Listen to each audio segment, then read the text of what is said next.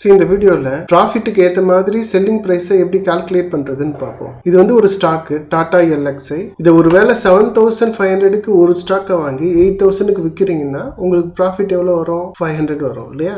இதுவே 2 ஸ்டாக் விற்கிறீங்கன்னா 1000 வரும். இதுவே 10 ஸ்டாக்கை விற்கிறீங்கன்னா 5000 வரும். கரெக்டாக? அதை எப்படி கால்குலேட் பண்ணுறோன்னு பாருங்கள். ஸோ ஒரு ஸ்டாக்கை 7500க்கு வாங்குறீங்க, எவ்வளோக்கு செல் பண்ணுறீங்க? 8000க்கு செல் பண்ணுறீங்க. So 8000 minus 7500. எத்தனை ஸ்டாக் வாங்குறீங்களோ அதை நீங்கள் மல்டிப்ளை பண்ணணும். கரெக்டாக? இப்போ ப்ராக்கெட் போட்டுக்கிறேன். Multiplied by number of stocks. ஒரு 10 ஸ்டாக்ஸ் வாங்குறீங்கன்னா 10 போட்டுக்கணும். 20 ஸ்டாக்ஸ் வாங்குறீங்கன்னா 20 போட்டுக்கணும். ஸோ 5000 உங்களுக்கு ப்ராஃபிட் கிடைக்கிது. சரி, இங்கே வந்து இது கிளியராக இருக்குது. 7500, 8000 பையிங் ப்ரைஸ், செல்லிங் ப்ரைஸ்லாம் ஈஸியாக இருக்குது. பட் ஃபியூச்சர்ஸ் அண்ட் ஆப்ஷன்ஸில் இது மாதிரி ஈஸியாக இருக்காது. உங்களுக்கு புரியும்படி சொல்கிறேன் பாருங்கள். ஸோ இது வந்து US டாலரோட இந்தியன் வேல்யூ. இங்கே எவ்வளோக்கு க்ளோஸ் ஆகிருக்கு பாருங்கள். 82.6956, அதாவது 82.7க்கு முடிஞ்சிருக்கு ஃப்ரைடே அன்னைக்கு. அப்போ ஒரு டாலரோட ரேட் எவ்வளோவா இருக்குது? 82.7 ருப்பியாக இருக்குது. இது கண்டிப்பாக ஏறிட்டே இருக்குது பாருங்கள்.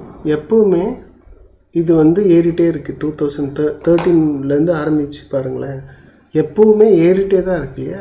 அதனால நான் என்ன பண்ணிவிடுவேன், இதை ஃபியூச்சர்ஸ் அண்ட் ஆப்ஷன்ஸில் வாங்குவேன். ஏன் ஃபியூச்சர்ஸ் அண்ட் ஆப்ஷன்ஸில் வாங்குகிறேன்? ஏன்னா இது கண்டிப்பாக மேலே போகுதுன்னு தெரியும். ஒரு ஸ்டாக் கண்டிப்பாக மேலே போகுது இல்லை கீழே வருதுன்னு தெரிஞ்சிச்சுன்னா அது ஃபியூச்சர்ஸ் அண்ட் ஆப்ஷன்ஸில் வாங்குறது நல்லது. ஏன்னா உங்களோட ப்ராஃபிட் ராக்கெட் வேகத்தில் போகும். நல்லா ஞாபகம் வச்சுக்கோங்க, உங்கள் ப்ராஃபிட் எந்த அளவுக்கு ராக்கெட் வேகத்தில் போகுதோ அதே அளவுக்கு ராக்கெட் வேகத்தில் லாஸும் வரும். அப்போ எப்போ ஃபியூச்சர்ஸ் அண்ட் ஆப்ஷன்ஸ் பண்ணணும்? எப்போ உங்களுக்கு கான்ஃபிடென்ட்டாக அந்த ஸ்டாக் மேலே போகுது இல்லை கீழே வருதுன்னு தெரிஞ்சாதான் நீங்கள் ஃபியூச்சர்ஸ் அண்ட் ஆப்ஷன்ஸ் பண்ணணும். ஒரு டாலரோட ப்ரைஸ் வந்து 82.7 இருந்தால் கூட 6 மந்த் கழித்து அதோட கான்ட்ராக்டோட ப்ரைஸ் எப்படி இருக்குன்னு பாருங்களேன். மே மந்தில் அதோட ப்ரைஸ் எவ்வளோவா இருக்குது? 84.12 இருக்குது. அதாவது 2023 இயரில் மே மந்தில் டாலரோட ப்ரைஸ், கான்ட்ராக்ட் ப்ரைஸ் எவ்வளோவா இருக்குது? 84.12 இருக்குது. ஒரு டாலரோட ப்ரைஸ் 80 ருபீனா $1000 வாங்குறதுக்கு உங்களுக்கு எவ்வளோ பணம் தேவைப்படும்? 80 into 1000 இல்லையா? அப்போ கிட்டத்தட்ட 80,000 உங்களுக்கு தேவைப்படும். ஆனால் ஃபியூச்சர்ஸ் அண்ட் ஆப்ஷன்ஸில் கான்ட்ராக்டில் வாங்குவீங்க. வெறும் 2000 கொடுத்தீங்கன்னா போதும், உங்களால் $1000 வாங்க முடியும். ஒருவேளை டாலர் ப்ரைஸ் ஏறிச்சுன்னா உங்கள் ப்ராஃபிட் $1000க்கு எவ்வளோ ப்ராஃபிட் கிடைக்குமோ அந்த ப்ராஃபிட்டாக இருக்கும். அதே மாதிரி டாலர் ப்ரைஸ் இறங்குச்சுன்னா உங்களோட லாஸ் $1000க்கு எவ்வளோ லாஸ் இருக்குமோ அந்த அளவுக்கு லாஸ் இருக்கும். இதனால சில பேர் நல்லாவே பணக்காரங்களாக இருக்காங்க. ஆனால் மோஸ்ட் ஆஃப் த மெம்பர்ஸ் என்ன பண்ணியிருக்காங்க? லாஸில் தான் இருக்காங்க, ஃபியூச்சர்ஸ் அண்ட் ஆப்ஷன்ஸ் பண்ணுறவங்க. ஸோ நான் என்ன பண்ணியிருக்கேன், மே மந்த் ஃபியூச்சரை 2 லாட் வாங்கியிருக்கேன். 2 லாட்னா ஒரு லாட்டுன்றது 1000, 2 லாட்னா 2000. வாங்கின உடனே நான் பண்ணுற வேலை என்னவா இருக்கும்னா, செல்லிங் ப்ரைஸை டிசைட் பண்ணி ஆர்டர் கொடுக்கறது தான். எனக்கு இந்த ரேட்டுக்கு போன உடனே வித்துடுங்கன்னு சொல்கிற மாதிரி ஆர்டர் கொடுக்கணும். ஆனால் என்னோட செல்லிங் ப்ரைஸ் என்னன்னு நான் முடிவு பண்ண முடியும்? நான் வாங்கினதோட ஆவரேஜ் ப்ரைஸ் பார்த்தீங்கன்னா 84.1325. மே மந்த் ஃபியூச்சரை நான் 84.1325க்கு வாங்கியிருக்கேன்.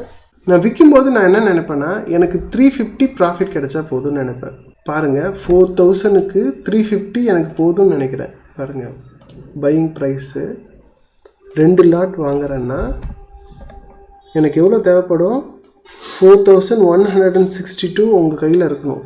ஸோ இவ்வளோவுக்கு வாங்கினீங்கன்னா 2000 வர்த் US டாலரை நீங்கள் வாங்குறீங்கன்னு அர்த்தம். இந்த 4000க்கு 350 ப்ராஃபிட் போதும்னு நினைக்கிறேன். ஏன் போதும்னு நினைக்கிறேன்? ஏன்னா சார்ஜஸ் வந்து 40 ருபீஸ் போகும். சார்ஜஸ் 40 ருபீஸ் போனால் கூட கிட்டத்தட்ட 300 ருபீஸ் உங்களுக்கு ப்ராஃபிட் மட்டுமே இருக்கும். ஸோ இதோட பர்சன்டேஜ் பார்க்கலாம். ஸோ 300 டிவைடட் பை நீங்கள் ஸ்பெண்ட் பண்ண அமௌண்ட் எவ்வளோ? 4162.42 மல்டிப்ளைட் பை 100. ஸோ எவ்வளோ பர்சன்டேஜ் வருது? கிட்டத்தட்ட 7.2% ப்ராஃபிட் எடுக்கிறீங்க. சரி, ரொம்ப ஆசைப்படாதீங்க, நீங்கள் ரொம்ப லாஸில் போயிடுவீங்க. அதனால் நான் என்ன பண்ணுறேன், 350 ப்ராஃபிட்லேயே ஸ்டாப் பண்ணிக்கணும்னு நினைக்கிறேன். நான் வெறும் 2 லாட் தான் வாங்குகிறேன். சில பேர் 10 லாட் 20 லாட்ஸ் வாங்குவாங்க. ஏன் ரீசன்னு நான் ஏற்கனவே ஒரு ஆவரேஜ் அப்ளிகேஷன் வீடியோவில் சொல்லியிருக்கேன். பார்க்காதவங்க அதை பாருங்கள். ஃபஸ்ட்டு கம்மியான குவான்டிட்டி வாங்குவேன். அது ஒரு கொஞ்சம் பர்சன்டேஜ் குறைஞ்ச உடனே அடுத்தது அதுக்கு ஈக்குவலான குவான்டிட்டி போட்டு மேலே வாங்குவேன். அப்போ தான் ஆவரேஜ் ப்ரைஸ் எனக்கு வரும். ஸோ இது மாதிரி குறைய வாங்கிட்டே இருப்பேன். எப்போவுமே குறைஞ்சிட்ருக்குமா? இல்லை, ஒரு டைம் மேலே போகணும் இல்லையா?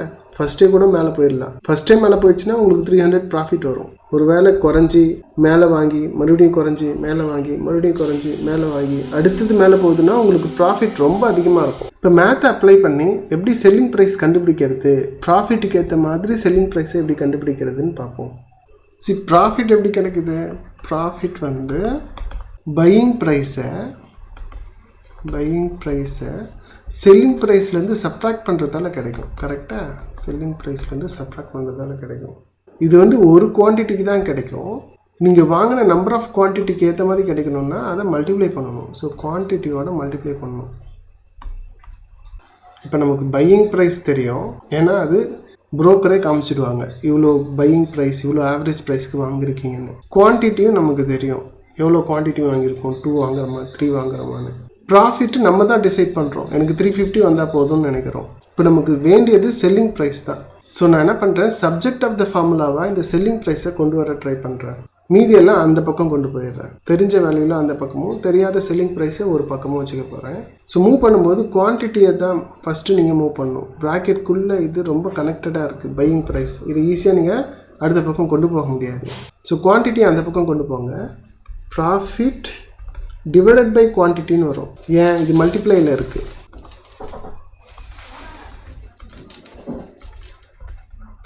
ஸோ மறுபடியும் செல்லிங் ப்ரைஸ் தான் தேவைப்படுது இல்லையா? ஸோ செல்லிங் ப்ரைஸ் மட்டும் இந்த பக்கம் வச்சுக்கிறேன். ஸோ ப்ராஃபிட் பை குவான்டிட்டி, இந்த பையிங் ப்ரைஸ் இந்த பக்கம் வச்சுன்னா ப்ளஸில் வரும். So plus buying price. So selling price formula நமக்கு கிடச்சிருச்சு. செல்லிங் ப்ரைஸ் ஃபார்முலா என்னது? Profit by quantity plus buying price. நான் வாங்கின மேமத்து கான்ட்ராக்டுக்கு செல்லிங் ப்ரைஸ் டிசைட் பண்ணுவோமா? எனக்கு ப்ராஃபிட் 350 வந்தால் போதும். குவான்டிட்டி எத்தனை வாங்கியிருக்கேன்? 2 குவான்டிட்டி வாங்கியிருக்கேன். 2 குவான்டிட்டினா 2 லாட் சைஸ். ஆக்சுவலாக எவ்வளோ வாங்குறீங்க? $2000 வாங்குறீங்க. ஸோ 2000 போட்டுக்கணும். Plus buying price. Buying price எங்கே கிடச்சிது? ஸோ இதில் பையிங் ப்ரைஸ் ஆவரேஜ் ப்ரைஸ் இருக்குது பாருங்கள், 84.1325. 84.1325. ஸோ கால்குலேட் பண்ணலாமா? 350 டிவைடட் பை 2000 ப்ளஸ் 84.1325. இப்போ செல்லிங் ப்ரைஸ் எவ்வளோ வருது? 84.3075. 84.3075. இது தெரிஞ்ச உடனே நான் என்ன பண்ணிவிடுவேன், வாங்கின அதே நிமிஷம் நான் என்ன பண்ணிவிடுவேன், செல் பண்ண ஆர்டர் போட்டுருவேன். எவ்வளோ வந்தால் செல் பண்ணணும்? 84.3075. 84.3075. செல் பட்டன் அழுத்திட்ட உடனே என்ன ஆகிடும், எப்போ அந்த அமௌண்ட் வந்து 84.3075க்கு போதோ அப்போ $2000 விற்றுடும். எனக்கு ப்ராஃபிட் எவ்வளோ வரும்? 350 வரும். சார்ஜஸ் போக எனக்கு அரௌண்ட் 300 எனக்கு கையில் கிடைக்கும். இப்படி தான் ப்ராஃபிட்டுக்கு ஏற்ற மாதிரி செல்லிங் ப்ரைஸை கால்குலேட் பண்ண முடியும். அடுத்த வீடியோவில் வேற ஒரு டாப்பிக்கில் சந்திக்கலாம். தேங்க்யூ ஃபார் வாட்சிங்.